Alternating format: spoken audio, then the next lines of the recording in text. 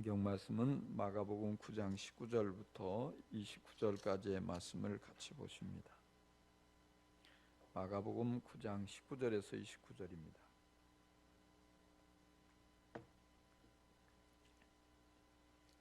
찾으셨으면은 우리 한 목소리로 읽습니다. 예수께서 그들에게 말씀하셨다. 믿음이 없는 세대여, 내가 언제까지 너희와 함께 있어야 하겠느냐? 내가 언제까지 너희에게 참아야 하겠느냐? 아이를 내게 데려오너라. 그래서 그들이 아이를 예수께 데려왔다. 귀신이 예수를 보자 아이에게 즉시 심한 경련을 일으켰다. 아이는 땅에 넘어져서 거품을 흘리면서 뒹굴었다. 예수께서 그 아버지에게 물으셨다. 아이가 이렇게 된 지 얼마나 되었느냐? 그가 대답하였다. 어릴 때부터입니다. 귀신이 그 아이를 죽이려고 여러 번 불 속에도 던지고 물 속에도 던졌습니다. 하실 수 있으면 우리를 불쌍히 여기시고 도와주십시오. 예수께서 그에게 말씀하셨다. 할 수 있으면 이 무슨 말이냐? 믿는 사람에게는 모든 일이 가능하다. 그 아이의 아버지는 큰 소리로 외쳐 말했다. 내가 믿습니다. 믿음 없는 나를 도와주십시오. 예수께서 무리가 어울려 달려오는 것을 보시고 악한 귀신을 꾸짖어 말씀하셨다. 벙어리와 귀머거리가 되게 하는 귀신아, 내가 너에게 명한다. 그 아이에게서 나가라. 그리고 다시는 그에게 들어가지 말아라.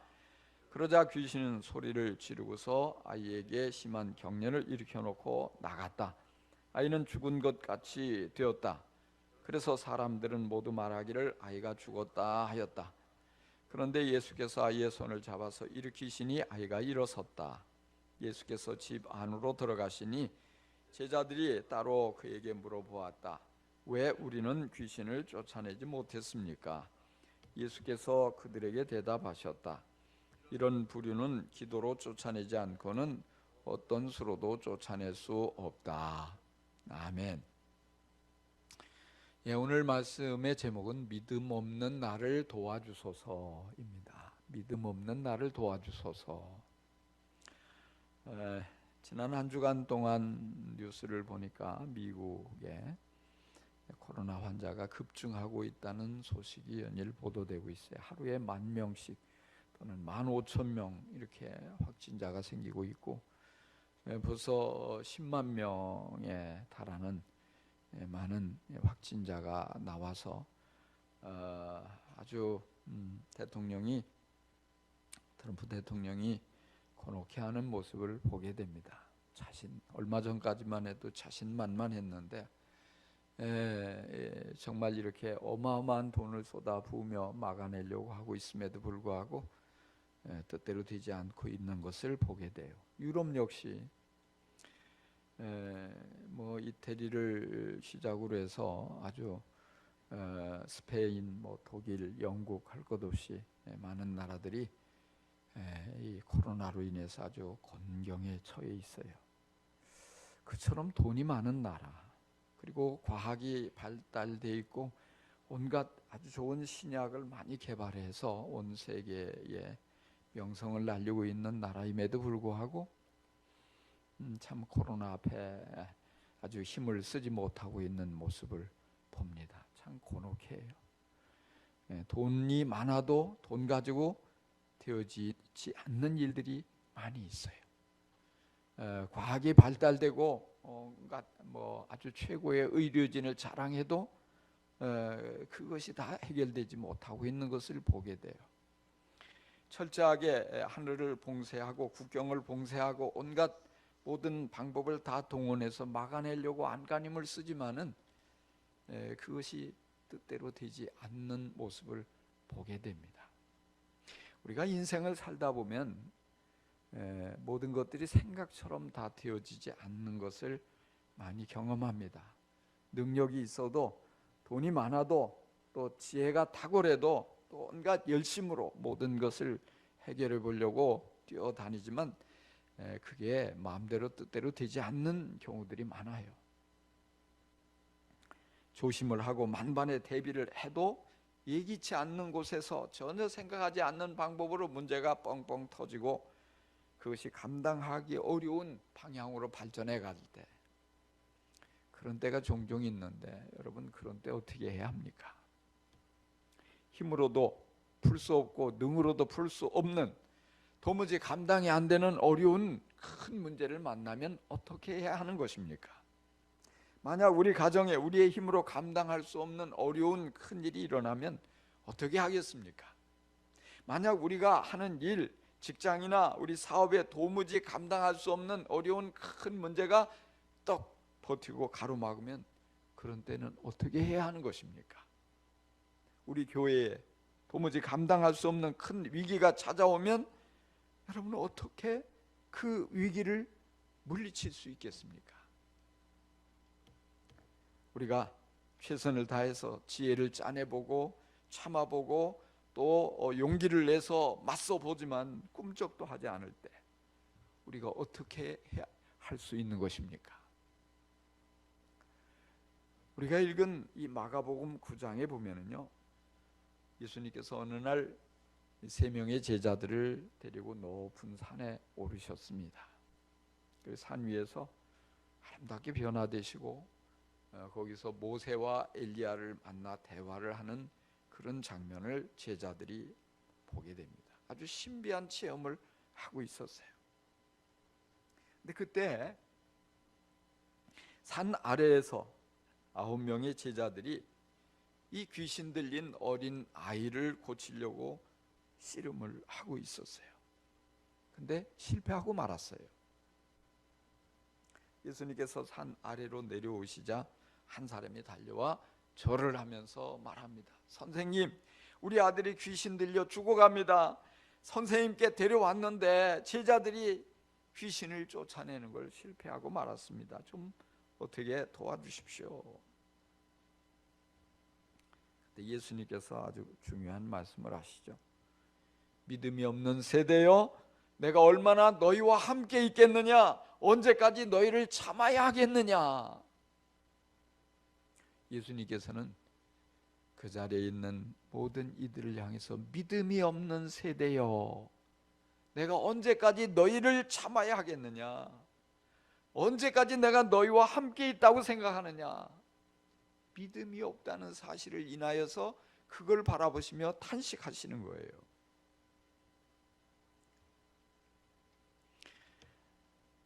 아이의 아버지가 귀신 들린 아이를 예수님께 데려오자 귀신은 예수님을 보고 아주 심한 경련을 일으키죠.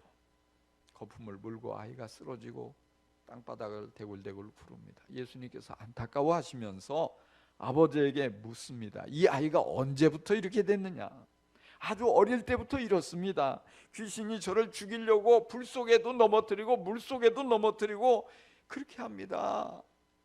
제발 불쌍히 여기시고 무엇을 하실 수 있거든 도와주십시오. 그랬단 말이에요. 예수님께서 이때 이 아버지의 말을 받아서 하신 말씀이 유명한 말씀이에요. 할 수 있으면이 무슨 말이냐? 믿는 사람에게는 모든 것이 가능하다. 할 수 있거든이 무슨 말이냐?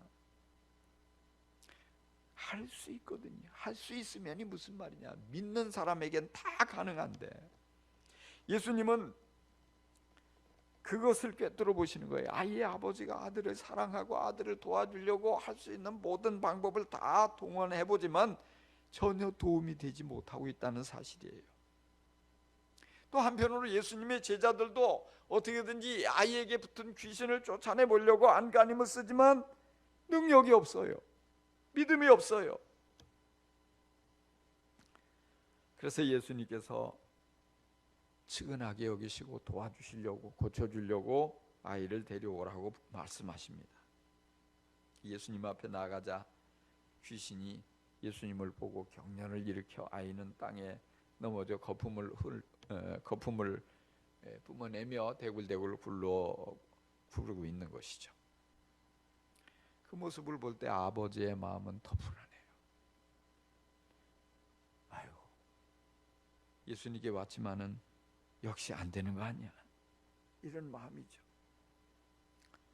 그러니까 예수님께 매달리죠. 어떻게 보면 오늘 우리들의 모습이 이 아이의 아버지와 닮지 않았을까 하는 생각이 들어요. 또 한편으로 보면 우리의 모습이 무능하기 짝이 없는 제자들을 너무 빼어박지 않았나 하는 생각도 들어요. 그렇잖아요. 도와주고 싶어서 또는 그 위기에서 건져내주고 싶어서 온 힘을 다 쏟아붓고 최선을 다하지만 한계에 직면하는 거예요. 도움이 별로 안 되는 거예요. 그럴 때 느끼는 좌절, 그럴 때 느끼는 실망, 낙심, 정말 이런 게 얼마나 커요.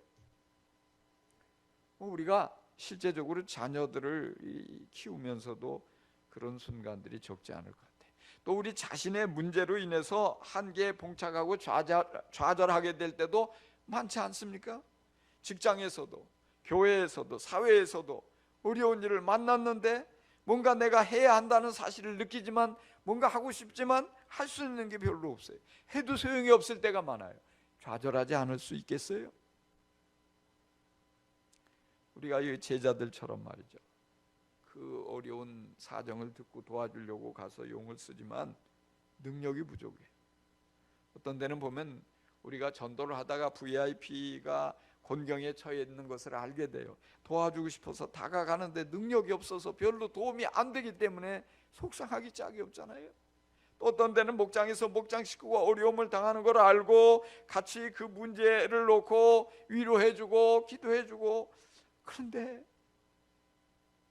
실제적인 도움이 되지 않는 것 같아서 속상한 때가 많이 있지 않는가요? 여기에 문제가 무엇입니까?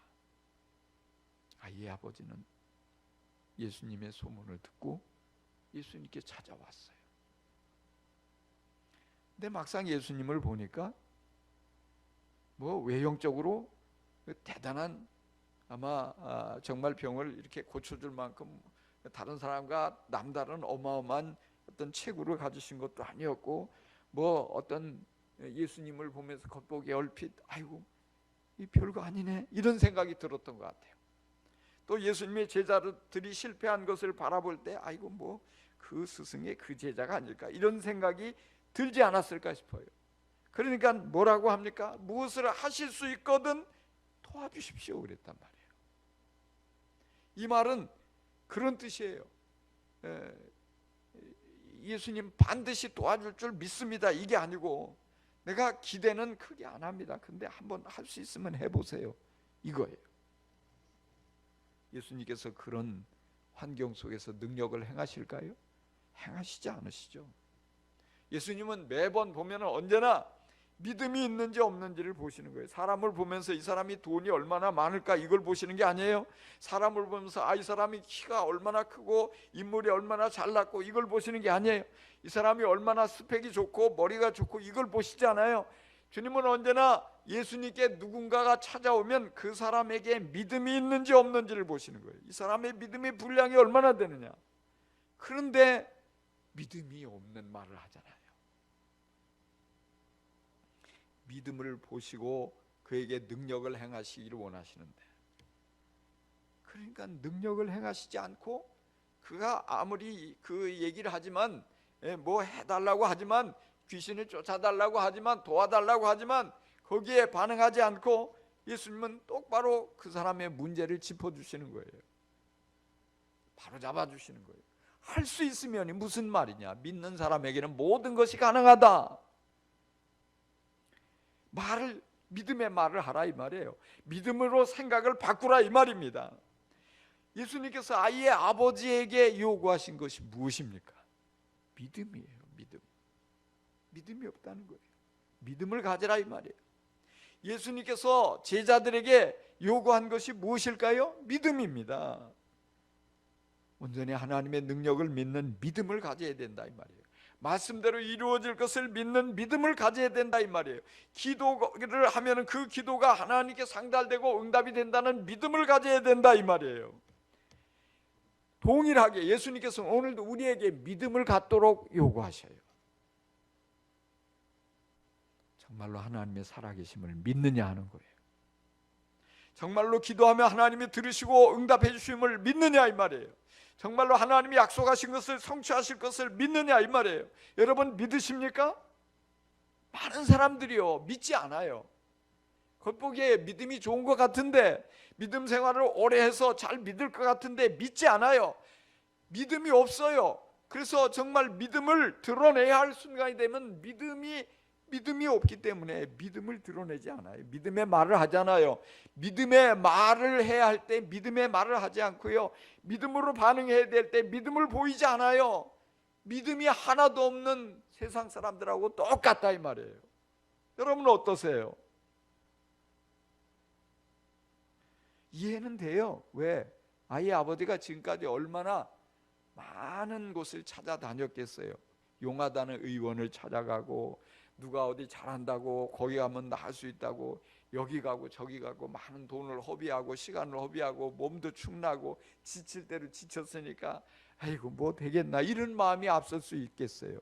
게다가 예수님의 제자들이 실패를 한 직후잖아요. 그러니까 예수님이 바로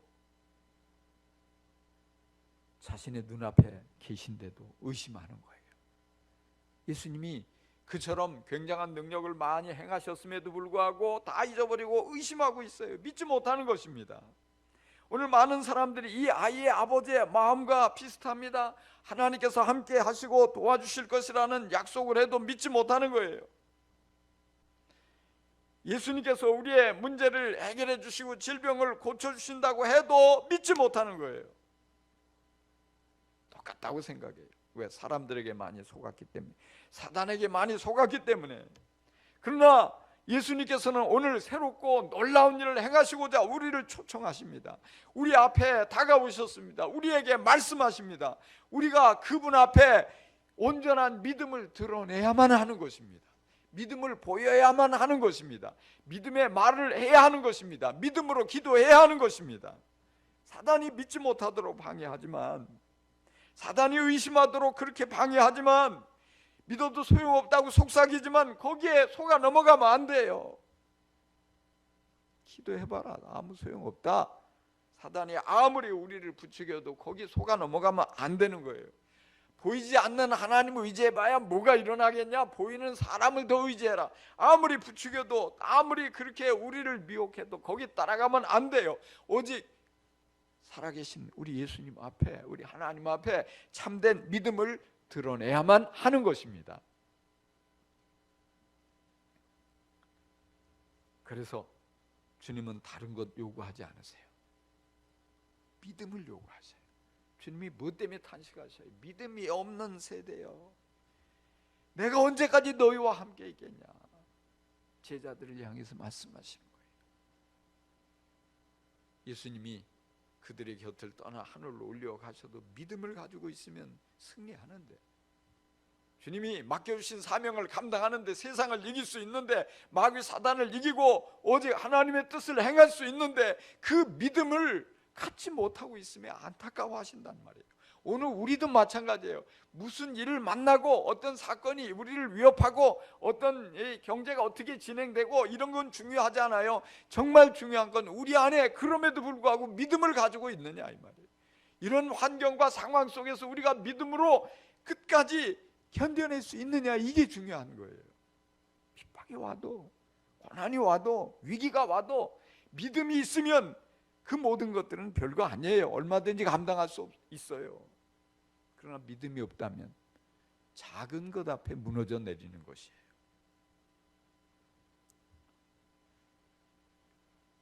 주님은 그래서 우리에게 믿음을 품도록 도전하십니다. 여러분, 믿음이 있으려면 어떻게 해야 돼요? 믿음은 저절로 생기지 않아요. 가만히 있는데 믿음이 우리에게 가득해지지 않아요. 여기 아이의 아버지가 믿습니다, 아멘 이렇게 하니까 믿음이 솟아났다, 이게 아니에요. 성경에 보니까 물론 여기 내가 믿습니다 그랬어요. 근데 믿는다고 말했지만은 믿음이 하나도 없음을 깨닫게 되는 거예요. 그러니까 나의 믿음 없음을 도와주소서 그러는 거예요. 믿음 없는 나를 도와주십시오 하고 주님께 매달리는 거예요. 이게 중요해요. 믿음이 없음을 깨달으면 믿음이 없는 걸 어째 이렇게 생각하면서 좌절하고 낙심하고 주저앉으면 안 돼요. 그걸 깨달으면 기도를 해야 돼요. 믿음 있는 척, 믿음이 없으면서 믿음이 좋은 척 그렇게 폼 잡지 말고, 내가 믿음이 없습니다, 믿음 없는 나를 도와주십시오, 솔직하게 주님께 매달리고 고백하고 믿음을 달라고 간청을 해야 돼요. 안 믿어지는데 믿는 척 하면 안 되고요. 믿게 해달라, 믿을 수 있도록 믿음을 달라고 간구해야 하는 것입니다. 의심이 자꾸 고개를 들을 때 의심에 끌려다니지 말고 이 의심을 이길 수 있는 믿음을 달라고 주님께 엎드려 간청을 해야 하는 것입니다. 집에 들어가자마자 이제 이 사건이 다 끝나고 귀신이 나간 후에 말이에요, 이제 상황이 종료되고 제자들과 예수님이 집에 들어갔는데 제자들이 조용히 묻죠. 왜 우리는 귀신을 쫓아내지 못했습니까? 뭐라고 대답하셨을까요? 이런 부류는 기도로 쫓아내지 않고는 어떤 수로도 쫓아낼 수 없다 그랬어요. 기도로 쫓아내야 된다. 그러니까 기도하지 않았다 이 말이에요. 기도하지 않았다. 사실 보면 이 이전에 제자들이 귀신을 쫓아낸 경력이 있을까요? 없을까요? 경험이 있어요. 마태복음 10장 1절에 보니까 예수님께서 12제자를 선발하고 그들에게 귀신을 쫓아내고 모든 병을 고치고 약한 걸 고치는 권능을 주셨다고 그랬어요. 그래서 그들이 둘씩 나가서 전도하면서 귀신을 쫓아내니까 귀신이 아주 비명을 지르고 쫓겨갔거든요. 병든 자가 낫게 되었거든요. 이런 화려한 경험이 있어요. 그런데 왜 이번에는 실패했을까요?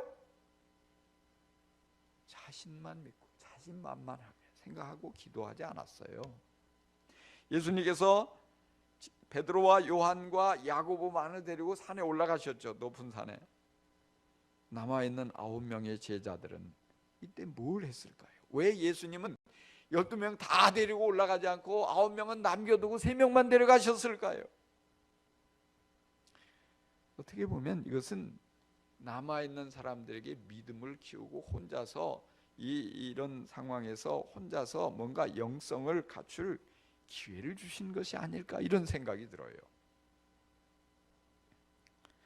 얼마나 예수님과 함께 다니면서 바빴어요. 수많은 사람들을 밀려오고 그들을 정리하고 그 과정에 주님 말씀하실 때 또 같이 은혜도 받아야 되죠. 여러 가지 섬기고 할 일이 얼마나 많아요. 눈코 뜰 새 없이 바쁜데 좀 이런 시간, 좀 여유가 있으니까 이때 기도도 하고 정말 이때 뭔가 영성을 키우는 그런 기회로 삼으면 좋잖아요. 근데 이때 제자들이 뭘 했을까요? 이 9 제자들이 뭐 했을까요? 여기 마가복음 9장에 보니까요, 기도하지 않고 율법학자들하고 논쟁을 벌이고 있었어요. 시간 낭비한 거예요. 주님께서는 정말 중요한 것을 위해서 그들이 믿음을 키워내고 그들이 더 정말 이런 때 언제든지 주님 앞에 쓰임 받을 수 있는 필요한 주님이 주신 권능을 활용할 수 있도록 이 어떤 그 안에 있는 능력을 더 키워내고 믿음을 키워낼 수 있는 좋은 기회인데 엉뚱한 일에 허비한 거예요. 그러니까 정작 귀신 들린 아이를 데려왔을 때 쫓아내지 못하고 실패하고 만 것입니다. 참으로요, 우리가 기도하는 것은요, 주님도 하시고 또 우리 자신도 알지만 사단도 용케 알아요. 기도하는 사람을 보면 두려워하고 벌벌 떨고 쫓겨가지만, 긴장하지만 기도하지 않는 그리스도인은 얕보고 깔보고 항복하지 않는 것입니다. 제자들이 예수님께서 하시는 것을 많이 보았으니까 그대로 따라 있을 거예요.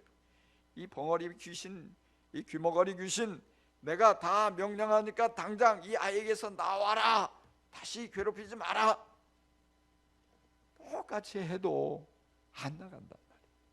그러니까 다른 제자가 그랬겠죠. 내가 경험이 있으니까 자신 있어, 예수의 이름으로 명령한다, 이 아이에게서 빨리 떨어져 나가라, 고함을 지르는데도 끄떡하지 않는 거. 이상하네, 전에 분명히 내가 이렇게 했을 때는 나간데 왜 능력이 나타나지 않을까? 자신도 모르는 사이에 이 제자들의 믿음이 약화되어 버린 것이에요. 기도하지 않고 자기 경험만 믿고 자기 지식만 믿고 자기의 어떤 이런 모든 주님이 그때 주셨으니까 여전히 있겠지 자신만만해서 그렇게 갔는데 자신도 모르는 사이에 믿음이 다 약화돼 버리고 능력이 사라진 거예요. 믿음은 기도하지 않으면 메말라 버려요. 영성이 깊은 예수님도 기회가 있는 대로 기도하셨어요. 바쁜 가운데 한적한 곳으로 피해 나가서 열심히 기도하셨어요. 정말 이 많은 사역을 하면서 피곤할 텐데 밤늦도록 가서 기도하셨어요. 이른 새벽에 기도하셨어요. 예수님은 기도하지 않아도 능력이 많아요. 그런데 왜 기도하셨을까요? 제자들에게 본을 보여주신 거예요. 이렇게 기도해야 된다. 이렇게 기도해야만 사명을 감당할 수 있다 보여주신 거예요. 기도에 생명을 걸어야만 마귀를 이길 수 있다 보여주신 거예요. 어려울수록 기도해야 능력이 떠나가지 않는다 보여주신 거예요. 믿음은 기도하지 않으면 식어지는 것입니다. 제자들은 기도 생활을 소홀히 했어요. 기도하는 일에 무관심했어요. 그러자 있던 능력마저 사라져버리고 만 것이에요. 오늘도 사단은 우리에게 온갖 여러 가지 어려운 문제를 가지고 공격을 해요. 질병으로, 어려운 문제로 우리를 공격해요. 우리 마음에 미움도 심고요, 원망도 심고요, 시기와 음란과 온갖 부정적인 감정을 심어서 하나님의 은혜에서 멀어지도록, 이루지 못하도록 그렇게 만들어요. 온갖 우울증과 정신질환, 중독, 자살 충동 이런 모든 것들을 가지고 사람들을 파멸로 몰고 시키려고, 파멸하게 만들려고 몰아가고 있는 것이에요. 이때 우리가 어떻게 이길 수 있어요? 우리가 영적 싸움을 해야 돼요. 영적으로 충만하지 않으면 속아 넘어가게 돼 있어요. 이단에게 속아 넘어가고 귀신에게 속아 넘어가고 이처럼 자살 충동에 속아 넘어가고 멸망하고 만다 이 말이에요. 또 우리 자신뿐만 아니라 가까운 가족이, 또 우리 목원이 어려움에 처할 때 도와야 되잖아요. 내가 주님이 주신 능력으로 충만해야지 도울 수 있는 거예요. 믿음이 충만하지 않으면 도와줄 수 없는 거예요. 믿음이 없으면 내 자신도 이길 수가 없는데, 영적 싸움에 이기지 못하는데 누구를 어떻게 돕겠어요? 그래서 우리는 어떻게든지 틈만 있으면 우리의 믿음을 뺏어가려고 사단은 틈을 노리고 있는 것입니다. 온갖 방법으로 공격하고 있어요. 깨어 있어야 돼요. 여러분, 지금 우리가 이런 환경 속에 있는 것은요, 모든 것이 어렵다고 우리가 염려하고 걱정하지만 뒤집어 보면 기도하기에 너무 좋은 시기예요. 왜요? 지금은 사역할 수 있는 게 별로 없잖아요. 지금은 물론 여기가 우리 모두가 함께 예배당에 모여서 예배드리기는 어렵지만은, 그러나 혼자 골방에 들어가서 기도할 수 있는 시간이 많아요. 밖에 돌아다니는 것도 하지 말라고 그러잖아요. 그러면 조용히 주님과 만나서 기도하며 영성을 키워가고 믿음을 키워가기에는 더없이 좋은 기회라고 해요. 주님께서는 그런 기회를 우리에게 주셨는데, 이런 가운데 우리가 기도하지 않고 엉뚱한 일에 허비하는 사람들이 얼마나 많냐 이 말이에요. 지금 믿음을 키워야 하는 중요한 이때인데, 이 사태가 끝나고 나서 또 이런 사태가 이어가는 이 과정 속에서 사단이 우리 앞에 턱하니 나타나가지고 우리를 공격하면 어떻게 하실 거예요? 내 안에 믿음을 준비하지 않았는데, 믿음으로 충만하게 무장하지 않았는데 이겨낼 수 있겠어요? 감당할 수 있겠어요? 이러면 안 되는 거예요. 우리가 이 때를 알아야 된다고요. 믿음이 없으면 우리는 무너질 수밖에 없어요. 깨어 있어야 돼요. 깨어 있는 건 다른 게 아니에요. 성경 안에 깨어 있으라, 깨어 있으라, 바로 기도하라는 말이에요. 기도하라, 좀 깨어 있어라, 좀 깨어서 기도하라. 근데 제자들이 깨어 있지 않고 잠들어가 졸고 자느라고 정신이 없잖아요. 그러니까 뭐예요? 주님이 경고하셨는데도 불구하고 배반하잖아요. 부인하잖아요. 도망가잖아요. 감당하지 못하는 거예요. 깨어 있는 게 중요해요. 부모님이 기도하면 자녀들이 시험에 들다가도 정신을 차리게 되어 있어요. 목자 목녀가 기도하면 목원들이 유혹에 빠지고 세상으로 나가다가도 마음을 바꾸어 돌아오게 되어 있어요. 저들 안에서 역사하는 악한 더러운 사단의 세력이 힘을 잃고 쫓겨가게 되어 있어요.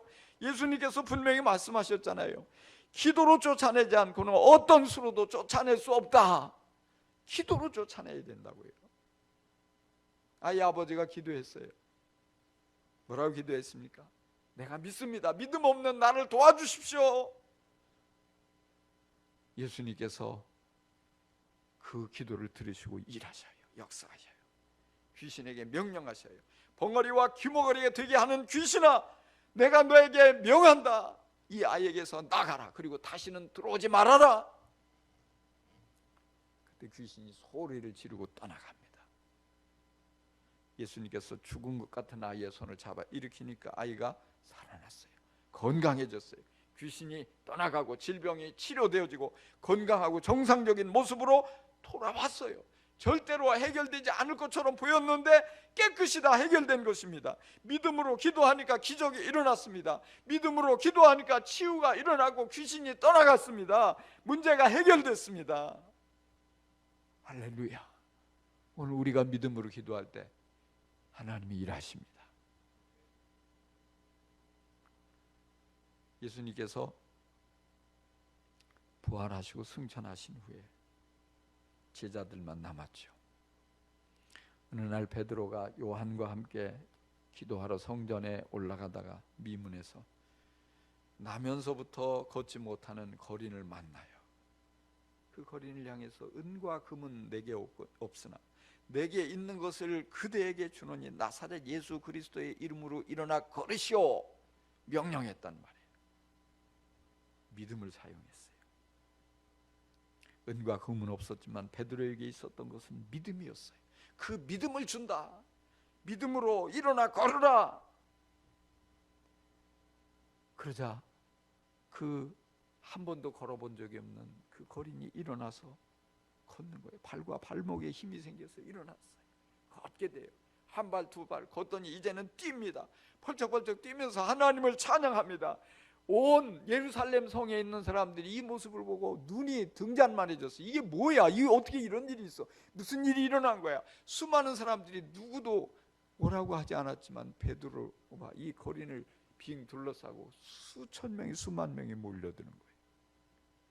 이때 베드로가 복음을 전하니까 단번에 5천 명이 구원받고 하나님께 돌아오는, 교회로 돌아오는 엄청난 역사가 일어나는 거예요. 이게 어떻게 가능할까요? 그 열쇠는 사도행전 3장에 그대로 나와요. 바로 오후 3시 기도 시간에, 오후 3시 기도 시간에 기도하러 베드로와 요한이 성전에 올라갔다는 거예요. 뭐 하러 올라갔다고요? 기도하러.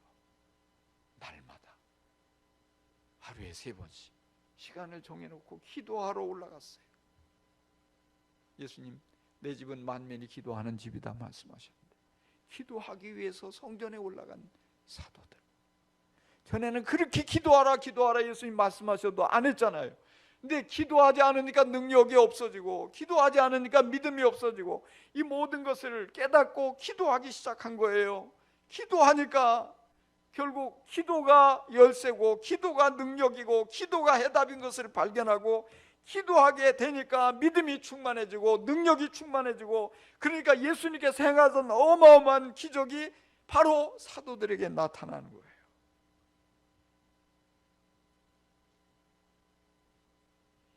이걸 통해서 베드로는 더욱더 확신하고 기도하는 사람이 되죠. 결국 믿음으로 기도하니까 그 박해로 가득한 이 로마 시대의 초대교회를 훌륭하게 이끌어가는 리더가 되잖아요. 좋은 학교를 나와서 리더십을 배운 것이 아니에요. 그가 대단한 학문이 있어가지고 수많은 사람들을 이끌어간 게 아니에요. 어려운 시대에 교회를 바르게 이끌어가고 정말 위기에 처한 많은 사람들을 그 위기에서 건져내주고 갈 길을 명확하게 인도를 받아 주님의 뜻대로 아름다운 교회를 세워간 그 모든 것이, 그 뿌리는 바로 기도에 있었던 거예요. 그 어려운 문제를 만날 때 자신의 능력으로 해결할 수 없는 어려운 일들을 발견하고 체념하는 사람은, 포기하는 사람은 승리할 수 없어요. 근데 많은 사람들이 체념하고 포기하잖아요. 어떤 사람은 그 문제를 만날 때마다 누군가를 미워하고 원망하고 불평만을 하고 그냥 주저앉아 버려요. 어떤 사람은 이 어려움에서 어디 도망갈 길이 없나, 어디로 가면 안전할까 도망갈 길만 찾고 있어요. 그렇지만 우리 믿음의 사람은 무슨 일을 만나든지 기도부터 해요. 기도하면서 믿음을 키워가는 거예요. 기도하면서 그 모든 어려운 상황을 견뎌낼 수 있는 맷집을 키워가는 거예요. 기도하다 보면 믿음의 눈이 열려지고 믿음으로 해석하게 되고 믿음으로 생각하게 되고 믿음의 말을 하게 되고, 기도하다 보면 믿음으로 모든 문제 앞에 용기를 갖게 되고 당당하게 설 수 있게 되는 것이에요. 하나님께서 기도하는 사람에게 지혜를 주셔요. 하나님께서 기도하는 사람에게 용기도 주셔요. 하나님께서 기도하는 사람에게 능력도 주셔요. 하나님께서 기도하는 사람에게 사람도 붙여주셔요. 기적을 행하여 주셔요. 여러분, 믿음이 부족함을 깨달으면 기도할 수 있게 되기를 바랍니다. 기도하다 보면 믿음이 커지고 대신 문제는 작아져요. 그때까지 기도해야 돼요. 두려움이 사라질 때까지, 염려가 사라질 때까지 여러분 모두가 기도에 힘쓰므로써 정말 주님께서 우리에게 보기를 원하시는 그 아름다운 믿음을 드러내고 그 믿음으로 어려운 모든 것들을 능히 이겨내고 특별히 악한 영의 공격을 다 물리치고 우뚝 서서 주님 앞에 인정받는 아름다운 성도가 될 수 있기를 간절히 축원합니다. 축원합니다. 우리 함께 기도하십시다.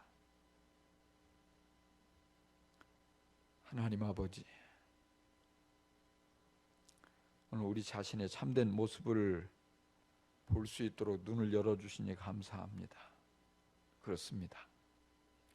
우리들 아이의 아버지처럼 이처럼 엄청난 일을 만났으나 어쩔 줄 몰라서 정말 당황하고 이리저리 방황만 하는 모습을 드러낼 때가 많습니다.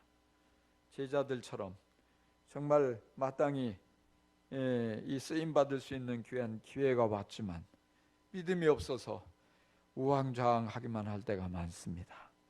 저희들에게 믿음 없음을 일깨워 주시니 간절히 간구합니다. 저희의 믿음 없는 것을 보시고 도와주옵소서. 믿음을 더하여 주옵소서.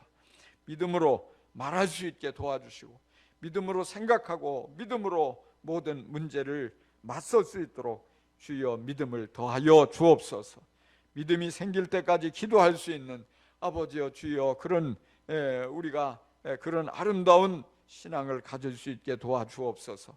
기도하는 가운데 주님이 일하심을 더 많이 볼 수 있게 역사하여 주옵소서. 감사합니다. 주 예수 그리스도 이름으로 기도합니다. 아멘.